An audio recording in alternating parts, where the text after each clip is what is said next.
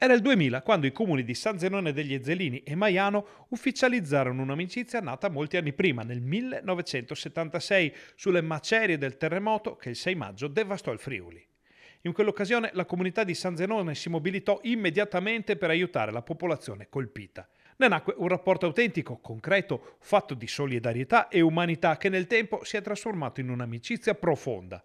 Oggi, a distanza di 25 anni dall'atto ufficiale del gemellaggio, San Zenone e Maiano si ritrovano nuovamente per rinsaldare questo rapporto con una serie di eventi che partiranno domenica nella località della Pedemontana per proseguire a ottobre in Friuli.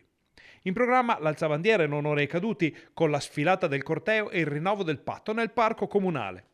San Zenone sta vivendo in questi giorni anche le gioie della tradizionale sagra di San Marco che si concluderà domenica con il raduno delle auto storiche, dei mezzi d'epoca e con l'attesissima sfida tra le barbe e i baffi più belli del nord-est.